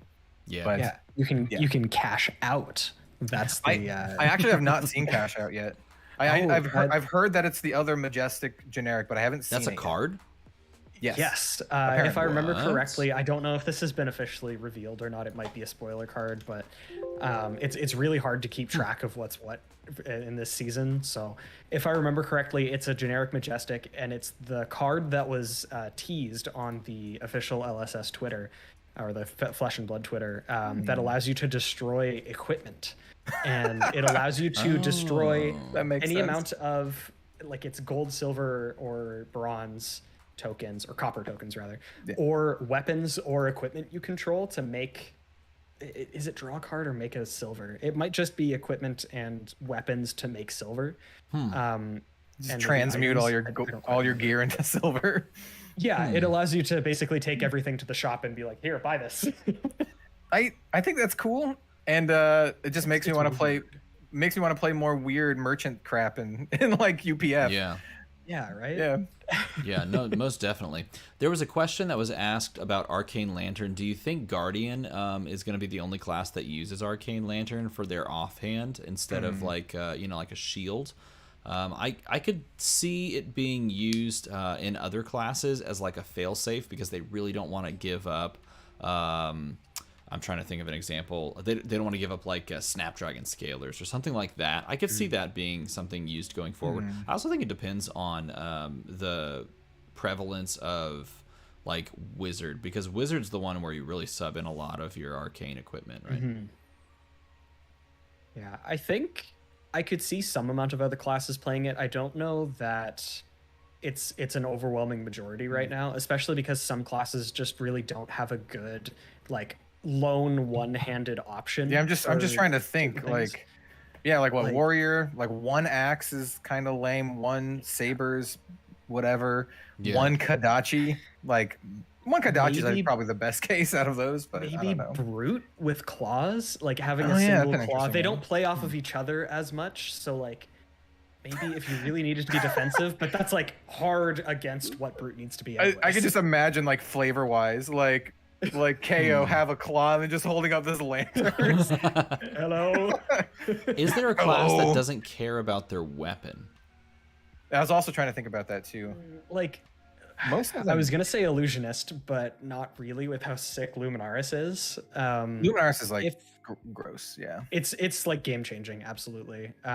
Like maybe in some cases Wizard, because they're like, I mean, they're the what is it, Crucible of Aetherweave is like really strong objectively, but if they had like a one-handed like wand or a source or something, I could see them maybe having it in like the sideboard for the mirror or something like that. My first thought was that it really works strong. in Ninja. Like you swap out a Kadachi and you just play one Kadachi and you just go Kadachi into your big threats. Like you swap it out there so that you can keep your big equipment. But that was my only other thought besides Guardian. I just couldn't come up with anything like currently that would make that swap, I was really hoping for a one-hand generic. Yeah. So you could use it in like Cavdane or something. Yeah. Cody Davis came in with another question, you guys. He said, do you think a merchant hero in the future will have an alternate win condition, like spend X copper, silver, X gold to bribe the opponent for the win? I think that would be hilarious. I love it. 100%. That sounds awesome. I love alternate win conditions in card games that are like weird and like not easy to pull off. And I think that sounds cool. Yeah. I think it's going to be a pirate. I think it's going to be a pirate that's hoarding all the gold. I really want it to be a pirate. That's what I really want, guys. I just want a pirate. That's what if it was a pirate that this wouldn't be a win condition, but I just had this like spark in my mind. what if there was a pirate that stole gold, silver, and copper from your opponent for effects? Yeah, man, I'm telling you. Thief character, yeah. There's so Yeah, many that would pirate actually things you be could pretty do. good. Look, there's so many pirate things that you can steal do. their items, steal their potions. You steal. You can like. It could be like a gravedigger pirate that goes digging in their graveyard and plays a card at instant speed from their graveyard. Guys, I've thought about this way too much. Make a pirate class. Let's go. I like Make a it. I pirate like it. class. Where would you? This is completely off the rails. What region of Wraith do you think the pirate would fit most in? Like, if there was going to be a pirate, where would you be like, that's the pirate in that set? Pits. That's an interesting question. Pits? I can see pits. I guess the pits. Yeah. There was someone that tried to convince me that like you could do pirates in metrics and just make them mechanologist pirates, sky pirates. Sky pirates. And I was think like, that's something that I we could see it. I think that was something that we came up with in one of our old videos. Yeah. Sky that pirates, actually makes man. a lot of sense. Feels very Chrono Trigger to me. Exactly. Yeah. And I love that. Like on airships and stuff. We've seen dude on a freaking motorcycle in this set. That's Who's right. on T-Bone. There's a mech warrior, guys. There's a mech warrior coming down the pipeline. Mech warrior. Yeah, It, like 100%. comes out in a giant like actual just mech. Dude, the card's right here. Come on. It's right here. Look, Which I one is love it? it. Oh, is it the one with the arm? Blade Runner. No, it's just Oh, it's It's a yeah. Blade mech Runner, warrior. She's a mech and she's a warrior. And so I made the joke in my short of the pack opening. I put a picture of just the mech warrior card, like of the old game, the old '90s mech warrior game. Yeah. man, I Hey, love shout Mech out in Warrior, chat dude. if you've played Mech Warrior. I played. I liked, what is it called? The Mad Cat is the mech that I liked in Mech Warrior. Yes. Yeah. Yes, Yeah. I have played Mech Warrior. Mech Warrior was Loaded up with all the missiles and bee's just knees. fire them all at the same time. Mech Yeah. Warrior was fantastic. It was. I think we had Mech Warrior 3. I think we had Mech Warrior 3 on PC. All the Mech Warriors were great. That's a weird transition, but Mech Warrior, like, come on, we need pirates, guys. We got to get some pirates. They said he's wearing Achilles Accelerator in the art of That's Mech interesting. Warrior, which I'm calling Blade Runner Oh. Mech Warrior now, wearing Achilles Interesting. Accelerator. Yeah, which Well, is a he's fun also- little thing. He's also got like weird gas gloves too. There's like steam coming out of the glove. I think it's a Yeah. lady, you guys, or I think just it is a very lady. long hair. Very long hair. I think I'm it's a rooting- lady. I'm rooting for it to be a lady because that'd be awesome. Also, I feel sorry for that other lady who's not armed at all, who's probably gonna get wrecked by this blade. Yeah, I don't know what's going on, but I kind of want to know. It looks like it's like a singer. I mean, it's just straight up all like Blade Runner-esque, which is why the art the, and like the name go cyberpunk together. style setting. I like that a lot. Yeah. Okay, hang on. I will actually just be right back. I just have to go quickly. Cool. handle Good something. luck. But I'm gonna be a ask couple this seconds. question while you're gone, and then we'll get your answer when you come back. Okay, here's the question, Kel. What will you build first? After come seeing what you've seen thus far, what will you build first? Is there any question as to what I am building first? I am Yes. going to build Dreadbore Azalea, and I'm gonna try to make it work. That's what I'm building first. I'm actually really excited to build a lot. I'm probably going to, like, legit, this is what I do. I'm probably gonna end up building like 3 or 4 decks all at once. Like, Oh, I did already. Yeah. Oops. yeah, this is gonna be all at once. I've been waiting to see all of the cards because I want to see all of them to see what all of the options are, especially in regards to Ranger, because there's a bunch of cards we haven't seen yet. But yeah, I want to build a lot of decks. I'm building Valda Bright Axe for Ultimate Pit Fight. I'm building Azalea, Classic Constructed. I want to build Icelander as well. There's a whole bunch of stuff that I want to build. I looks like a lot started of fun. early. I started early because FabDB updated, and I was like, "Sweet, I'm starting right now." I straight up started early. Whoops. And I'll tell you, the first thing that I built, I don't know if you can guess it, Kel. What would you guess? Guess in chat as well. What's the first thing that I built? You built, and this is me trying to think of the least likely thing that you would actually build. I don't know. You probably built Kasai, right? Kasai is a good guess, but no, it's next on the Okay. chopping block. Second one is Kano. No, we haven't seen enough of the official spoilers for Wizard. What do you Really? think is the first thing Kasai or Kano? after all spoiler season was done? Someone said in chat Icelander. Benji was thrown out there. Benji's a great guess, but not Benji. I don't think anyone's gonna guess it. The weird is a Data Doll. No, but that's a great one. No. 100 wins Katsu. Let's go. Oh, you did say that earlier. Straight up. The first thing that I built was 100 wins Katsu. Because I just think it's so cool, man. I mean, I like it too. I like it a lot. It's, Bill, what's the first thing you want to build? I want to build Spring Tidings Mask Benji. I think that deck is going to be either really sweet or really good or both. I actually have a bet with one of my friends, actually one of the people that was in the chat calling me a bully, Patrick.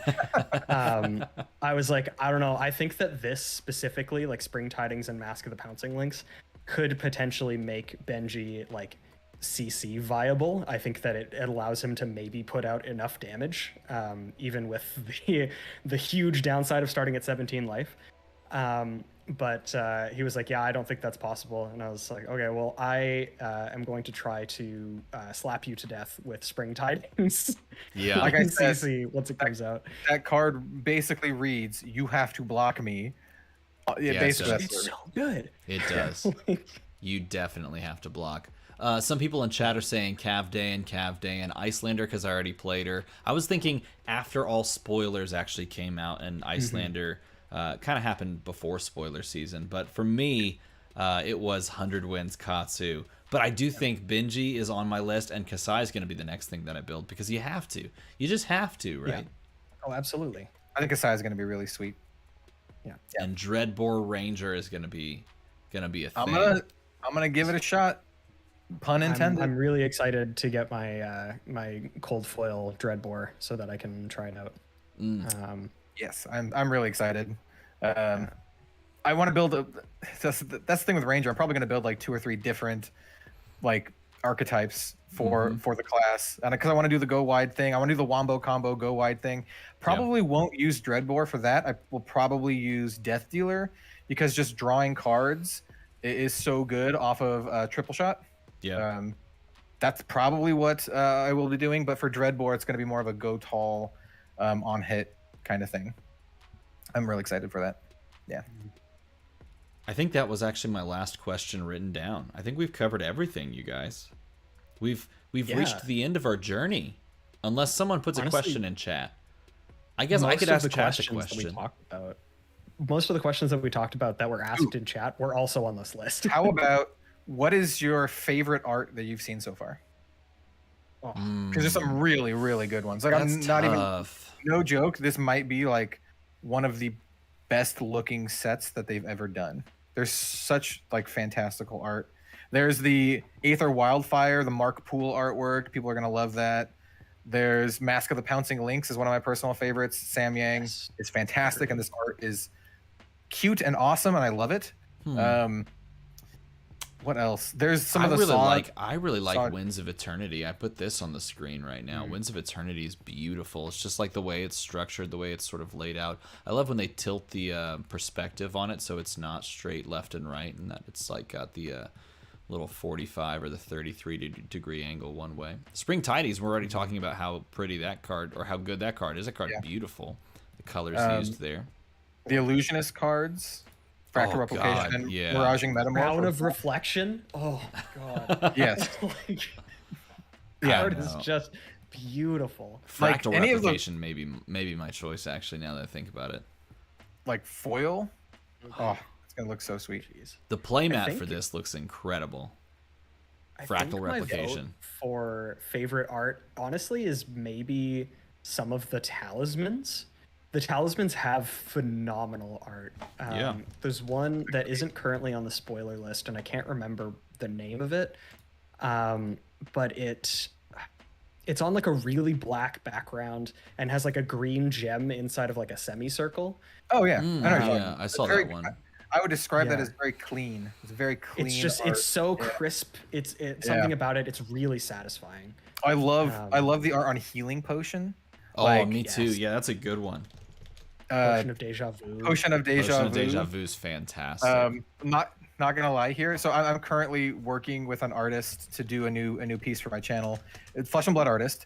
And after some of these potions were spoiled, I was like, hey, can we throw a couple of these potions in the background, and they were like, "Yes, let's do it." So that's how much I love these potions. I was like, put it in the thing. Stunning. Yeah. This in cold foil. Oh my god. I think it's a really fun card too. Oh, I'm gonna be full art arcane lantern. That card is beautiful. Yes. Yeah. I also saw the full art version of the Guardian chest piece, the majestic one. Yeah, There's a full art version of that. That's awesome. I wonder if there are going to be any other equipments that get that treatment.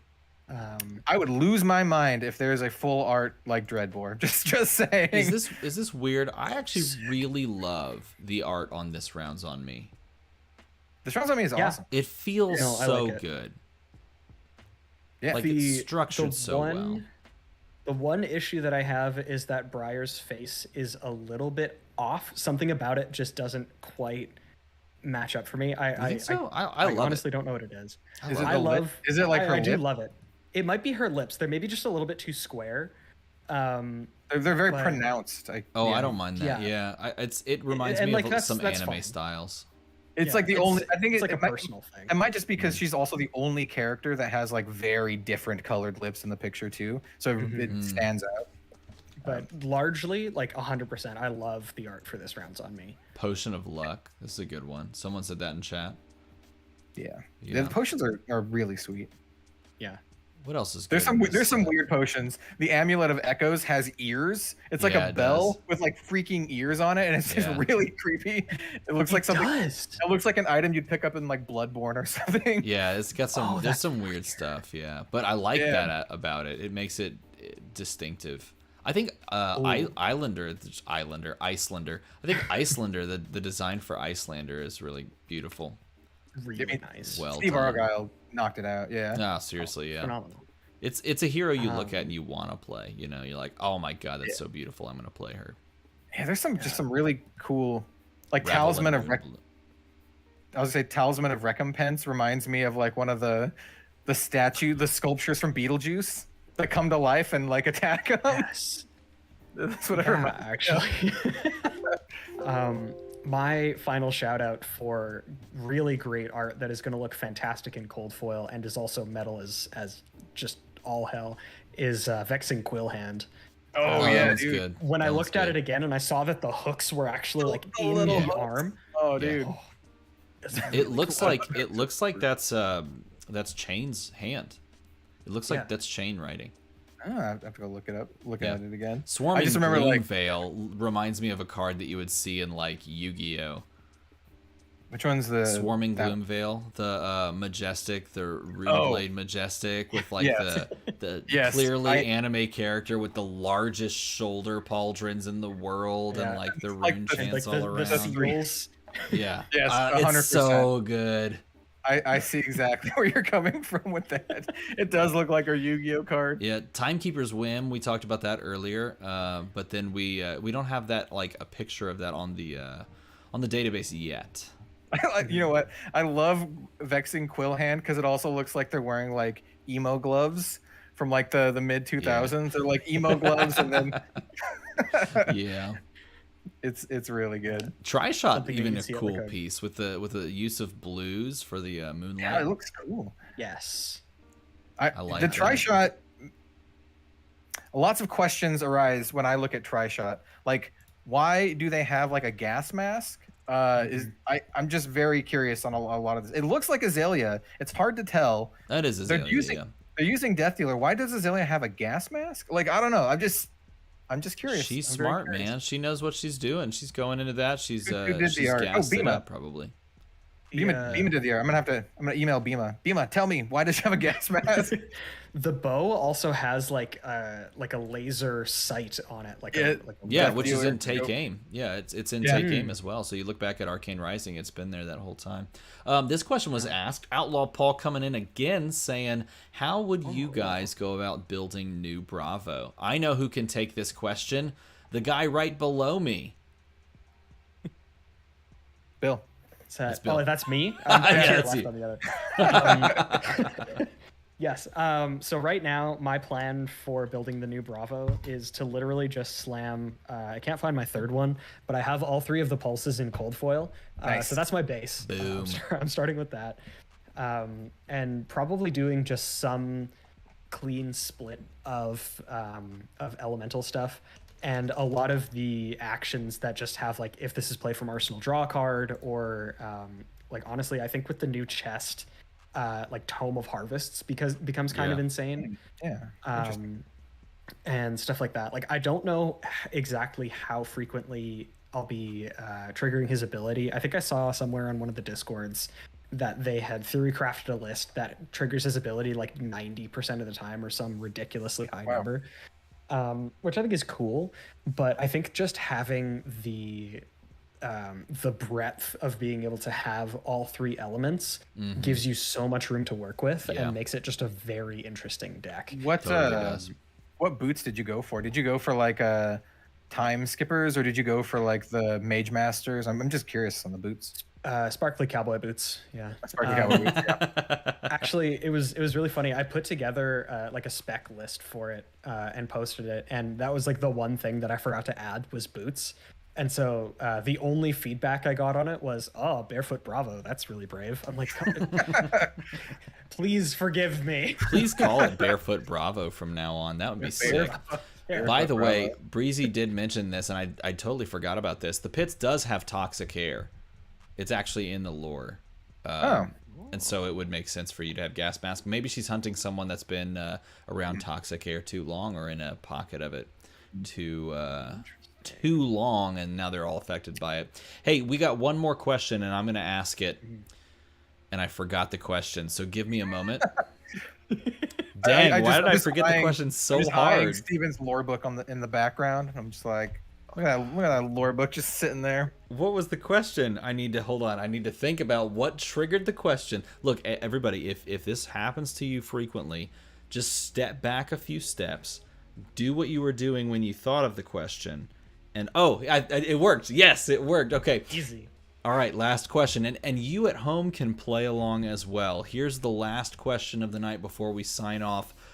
Everyone has to go around and decide, now that we're through the spoiler season for Everfest, and we're going to be building with Everfest cards and, playing lots of different games, and what do you think is going to be the next destination for the next set? Okay? The next place we're going. Is it the pits? Is it metrics? Is it Volcor? Is it Savage Lands? Those are the is it Mysteria? Those are the ones that are left. So what do you think? I will go first. Since I posed the question, I'll give you guys extra time to think. My guess is that we go to Volcor. I think we go to Volcor. And I am super pumped to go to Volcor because I think that is my favorite region based on just what they're doing there and the lore and the interesting story that's going on with Volcor. So if you don't know the story, Volcor is the southern part of Wraith, and it is sort of like a more feudal, if you will, and there's warring factions of like warlords that are kind of just running around trying to take different portions of land and like own more land by conquering it and battling others. And there's a leading noble house and a nobility that lives at the center of Volcor, and that lives in like this very large castle near the volcano in Volcor, I believe. And there's like weird stuff going on, like they're losing control of Aether. They can't like maintain control, so weird things are like mages are accidentally lighting themselves on fire, and there's people that are shape-shifting into well, actually no, they're not shape-shifting. They're like being possessed by strange otherworldly creatures that are pale white in the nobility. So like there's an infiltration, and they don't know where it's coming from. And that's actually what Kano is supposed to be discovering, is why the Aether is unstable, and where these strange infiltrators are coming from, and how they're basically body snatching members of the nobility. Super interesting. And also Kasai's over there. Her family were like minor warlords, and they got captured. And so she's trying to raise an army and go and kill the guy that captured her family. There's lots of really cool stuff going on. It reminds me of the art from Nourishing Emptiness where Kano is like on fire. He looks like he's on fire. And when you said that they're lighting themselves on fire, I'm just like, that's what I immediately thought of. Yeah. Interesting. There's a lot of tie-ins that I could talk about with regards to the main story that's going on across the world, but of Wraith, of course. But I'm curious to hear what you guys think, where we're going. I think it should be that one. Do you think Volcor will be its own thing like Arya was? That's a great question. Will it combine to like Monarch? I think Monarch was combined because of the duality between them. Like, their stories are inextricably connected and have to be told together in the same set. I don't necessarily think that any other... Well, that's not true. No other region except Pits and Metrics are connected in that way. So I was thinking all the others thing. could be standalone minus the Pits and Metrics. I think there are 3 really good and interesting places we could go to. Volcor is one of them. I think Mysteria is the other one, and then the Pits and Metrics are the other one. And that's both mechanically and story-wise, right? Because each of them features a class prominently, at least currently, that exists that hasn't had a lot of support recently. So you have, Wizard, you have Ninja, you have Mechanologist, right? Sure. And getting new heroes for any of those classes, especially Mechanologist and Wizard, will make people very, very happy. So I would guess one of those. Personally, I would love to go to the Pits and have like a Pits Metrics set that's like, high tech, low life, cyberpunk-ish, but not really cyberpunk, Steam, and, you have your groundy thieves and assassins and scoundrels and stuff. I think that could be really cool, and I think it could make a really cool dichotomy coming off of Arya, where Arya is like very whimsical and fantastical, and then now you just hard cut to like, scumbags, like, stealing people's coin purses or whatever. So I'm gonna say that just to not say Volcor, I will say that I think Volcor is a very, very good guess, though. I would not be surprised like at all if they're like, oh, it's Volcor. I'll be like, yep, Volcor.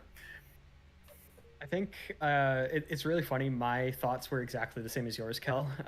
Like to the same order that I was going to say them in. But yeah, I think that Volcor would make a lot of sense because it would allow us to build on elemental in like a slightly different way. Like we could add fire, we could add wind, we could add like different elements.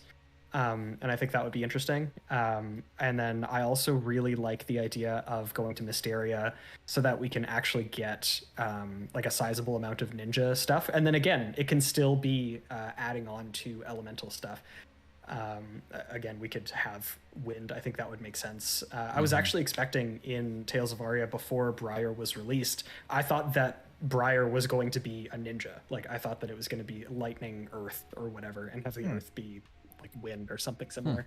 But so I would really like to see that. I think that would make a lot of sense just for the direction, like you said, for actually building out like mechanically. It would be nice to have that instead of them, either doing Runeblade again or building outwards too much instead of building up. I think that's one thing that I would like to see a little bit more of.